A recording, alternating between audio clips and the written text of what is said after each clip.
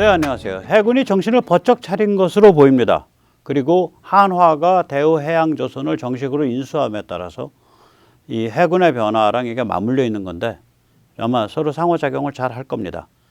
이 한화 대우조선 이쪽이 세계 최강의 해양 군수산업체가 됐습니다. 오늘 그 같은 이야기를 잠깐 짚어보겠습니다. 먼저 오늘 기분 좋은 소식 있죠? 네. 그 CJ 3호기 최초 비행 성공했습니다.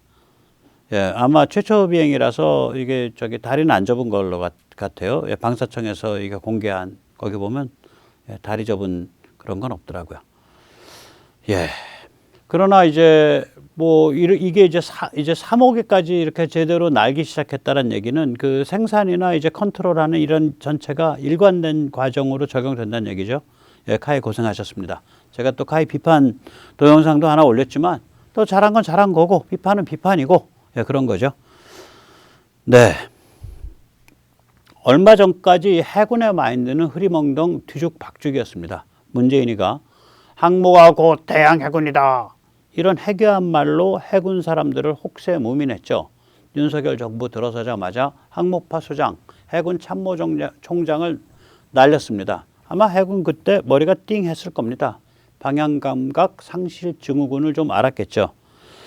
그래서 이제 이런 것들 때문인지 작년 10월, 그러니까 2022년 10월에 이제 대잠 정찰용 무인 잠수정이 개발이 됐어요. 그런데 그때 이제 개발된 그 보도를 보면 가만히 제목을 보세요. 개발 완료인데 2030년에 전력화예요. 핵심 기술이 다 개발됐는데 검증 다 끝났는데 그게 이제 뭐 말하자면 소형 소나, 그 다음에 전기 추진 체계, 그 다음에 항법. 여러분 이게 이제 물속에서는 이제 저게 안 통하니까 GPS 전파 신호가 안 통하니까 자기관성 장치를 가지고 이제 항법을 계산해야죠. 이런 걸 다 검증을 했단 말이죠. 그럼 뭐 바로 할 수 있는데 뭔가 해야 되는데 그건 2030년에 하고요. 이렇게 뒤로 밀어놨다고요. 아니 지금 서해를 가지고 우리가 생사를 다투고 있는데 이런 좋은 기술이 있으면 바로바로 뭔가 좀 하려고 해야 될 거 아니에요. 지금 2022년인데 이때가 2022년 10월입니다. 2030년 8년 동안 뭐 하겠다는 건데. 그리고 그거 한 다음에 2030년에 소형을 한 다음에 2030년이 지나서 대형 공격 무인 잠수정을 하겠다. 그렇게 얘기를 했어요. 10월만 해도. 그래서 기자들이 그렇게 써놨어. 아, 참. 네, 그런 거죠. 이거 뭐 말하자면 전혀 급한 게 없는 거예요. 마인드셋이 안 돼 있는 거죠. 탱자. 뭐 꿈지럭. 네, 세워라 내워라. 아니 무려 2030년에 전력화한다. 2026년도 아니고 2025년도 아니고. 만약 이거 이제 그 해군이 힘이 없잖아. 그 국방부나 방사청 다 육군이 주도하고 있는데 그래서 아마 그랬겠지라고 변호해주고 계시는 분도 있겠지만 만약 그랬다면 해군이 울고 다녔어야죠. 아니다. 이거 좀 서해 지키려면 이런 애들 만들어가지고 한 30척 만들어서 쫙 깔아버리면 20-30km씩 간격으로. 그러면 쟤들 꼼짝 못한다. 뭐 이런 얘기가 좀 나왔어야 되는데 그런 얘기를 한 흔적도 없어. 그냥 한심한 세워라 내워라 똥물에 파도가 일랴 서해 바다에 인생이 바뀌랴 뭐 이런 식의 참나 황당한 거죠. 예, 그런데 이제 이게 어느 순간에 확 바뀌어 버렸어요. 그래서 제가 참 해군 참 정신 번쩍 차렸습니다. 네, 감사합니다. 고생하십니다. 라고 말하고 싶은 거예요. 이 정신이 바뀐 시점이 참 기묘하게도 한화가 우리나라 잠수함 건조업체이자 우리나라에서 잠수함은 거의 독점에서 건조를 했고요. 전함 쪽도 잘 건조하죠. 대우조선 해양을 인수한 것과 해군의 고민이 성숙한 것이 이게 맞아들어서면서 대단한 전환이 일어났습니다. 그래서 정찰용 무인 잠수정을 훨씬 뛰어넘는 대형 공격용 무인 잠수정을 개발한답니다. 이게 맞을 거예요. 사실 길이가 10m도 안 되는 이런 소형 정찰용 무인 잠수정은 이게 석가래로 쓰기에는 굵고 대들보로 쓰기에는 얇은 어정쩡한 포지셔닝의 물건이거든요. 이걸 아예 대형으로 확 키워버리면 미국도 대형입니다. 30m 정도 길이고요. 사진에 나오는 건 영국인데 영국에서 지금 아직 만들지 않고 이제 검토만 하고 있는 단계인데 저것도 대형이라 그래요. 이런 대형 무인 잠수정은 어뢰도 가져갈 수 있고 기뢰를 탐지할 수도 있고 기뢰를 제거하는 수중 로봇도 들고 갈 수 있고 기뢰를 부설할 수도 있고 뭐 여러 가지 기능을 이렇게 할 수 있죠. 미국의 아까 말씀드린 오르카 무인 잠수정은 길이가 거의 30m 이러거든요. 그래서 해군이 이제 이게 정신이 번쩍 들었는지 12월 12일, 네, 12월 12일입니다. 대우조선해양에게 전투용 무인 잠수정 개념 설계 기술 지원 용역을 주었습니다. 한마디로 말하면 이 해군과 방사청이 전투용 무인 잠수정을 개념 설계를 좀 하려고 그러는데 너희 기술쟁이들이 와가지고 그거 기술적으로 가능합니다, 불가능합니다. 이거 지원해라 이거야. 그 일종의 용역이죠. 그래서 대우해양조선은 이에 따라서 아주 부랴부랴 이제 보름 만에 한화 등 관련 업체들을 두루루 긁어 모아서 프로젝트를 시작했습니다. 그 기술 지원단을 이제 이제 발족을 한 거예요. 그런데 이제 이것뿐만이 아니라 이러면서 이제 해군이 발표한 내용이 이제 아주 주목을 해야 되는데 먼저 이제 우리가 이게 무인 잠수정 이렇게 공격력으로 만들면 우리가 굉장히 좋아요. 우리가 중어뢰가 무지하게 좋은 중어뢰를 갖고 있습니다. 이 잠수정에서 쏘는 중어뢰가 이게 거의 세계 정상급이에요. 아마 제가 기억하기로는 50km 정도를 추적을 할 수 있을 거예요. 그러니까 상대방 잠수함이나 배가 도망을 가도 그걸 50km를 쫓아 들어가요. 50km면 말이 50km지.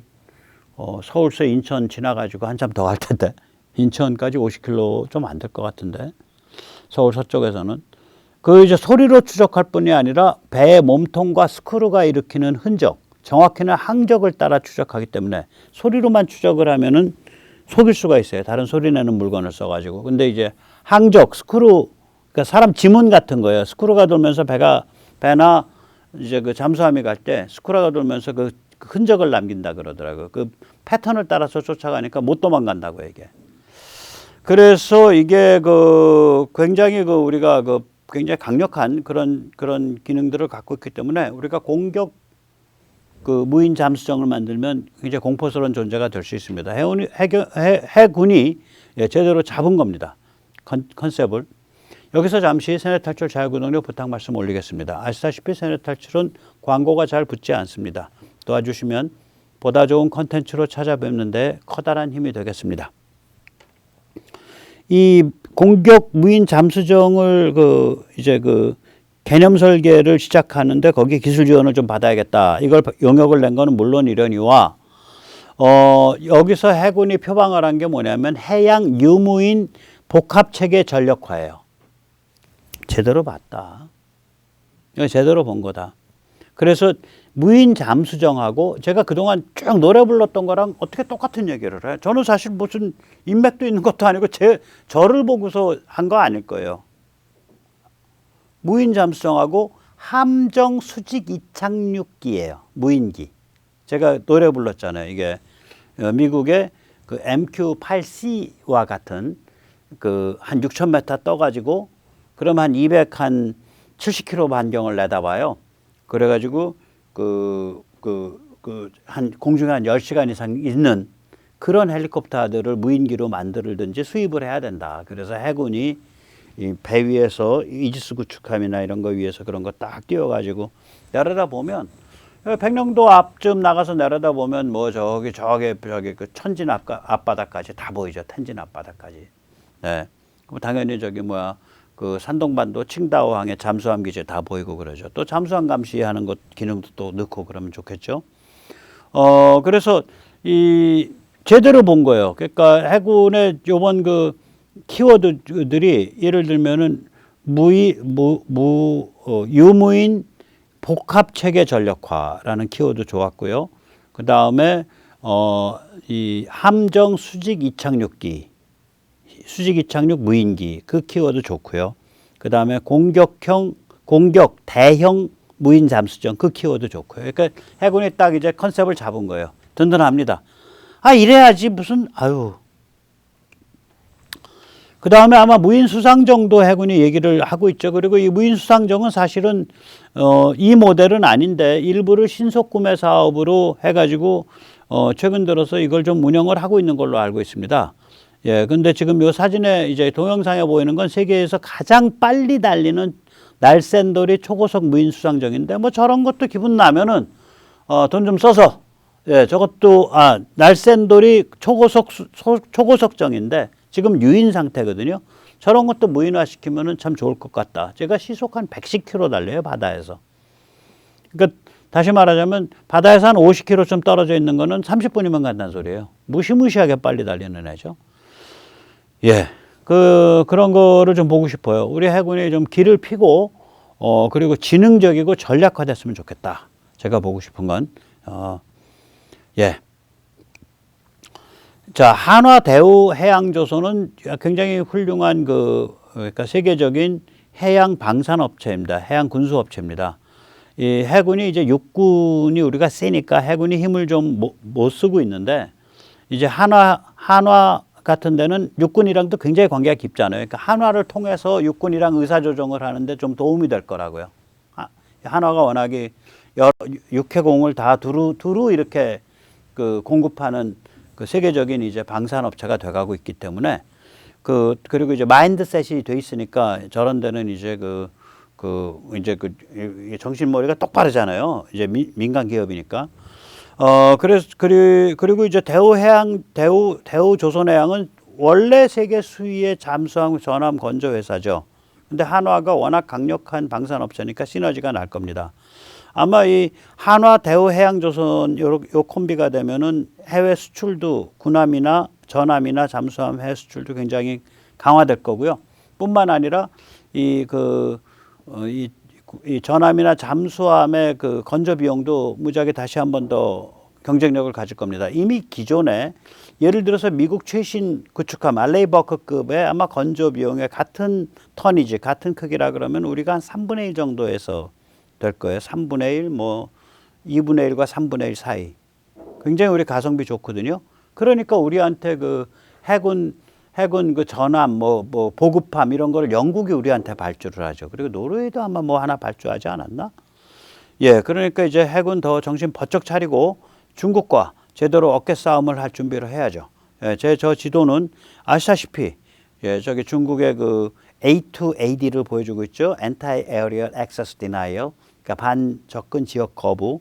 저게 1차가 저게 중국 대륙으로부터 한 1,500, 1,600km 정도 떨어진 데인데, 저 1차, 2차, 3차로 들어갈수록 항모 같은 건 절대로 집어넣으면 안 돼요. 항모 같은 건. 그러니까 한국 해군이 강화되면 중국 해군은 쉽게 말하면, 한국 해군이 강화되면요. 샹하이 샹하이 이북으로는 우리 해군한테 얼마든지 격침당할 수 있는 상태예요. 거꾸로 우리도 중국한테 얼마든지 격침당할 수 있는 상태예요. 서로 딱 심장에다 칼 딱 대놓고 있는 상태예요. 그러니까 저기다가 항모 같은 거 집어넣으면 큰일 나는 거죠.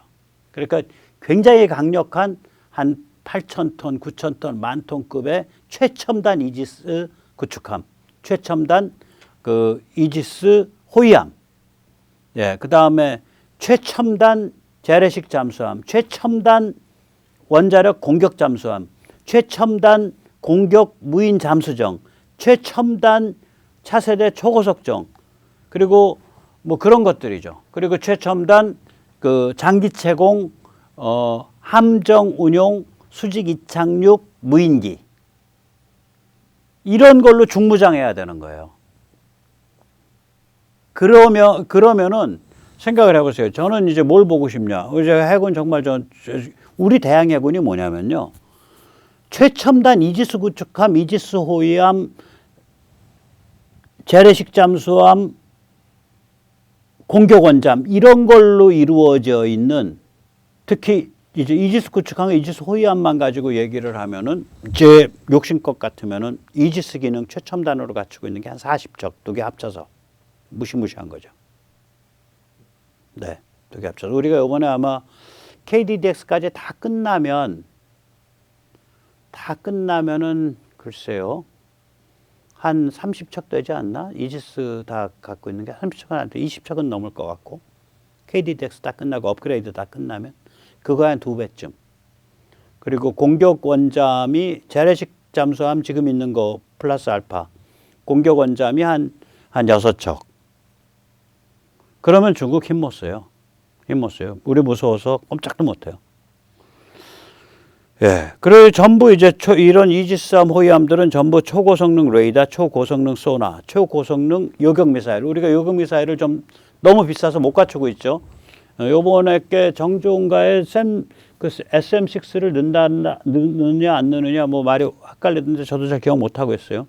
그런 거 이제 우리 같은 돈이라도 우리 LSM1, LSM 특히 LSM2 이런 걸로 다 중무장을 하면 뭐 무시무시한 거죠. 예, 그리고 이제 물 밑에서 잠수함과 무인 잠수정이 맞춰주고 그다음에 이제 공중에서 우리 공군이 맞춰주면 상대방은 꼼짝 못하는 거죠. 이런 것이 이제 말하자면 제대로 된 대양 해군이에요. 이게 대양 해군이에요. 다른 게 대양 해군이 아니라고요. 자기의 그 조건에 맞춰서 최강화되어 있는 해군이 대양 해군이지. 뭐 몸집큰 항모가 뜨면 대양 해군인가? 아닙니다. 저는 전혀 그렇게 생각하지 않습니다. 항모요? 그거 아주 천천히 생각하면 됩니다. 중국이 제압한 다음에 생각해도 늦지 않습니다. 아무튼 이제 해군이 제대로 컨셉을 잡고 유무인 복합체계 전력화라는 그런 키워드를 제대로 잡고 공격 대형 무인 잠수정, 그 다음에 함정 운영, 수직 이착륙 무인기 뭐 이런 컨셉을 제대로 가는 거 보니까 마음이 든든합니다. 예, 해군 많습니다. 오늘 여기까지 모시겠습니다.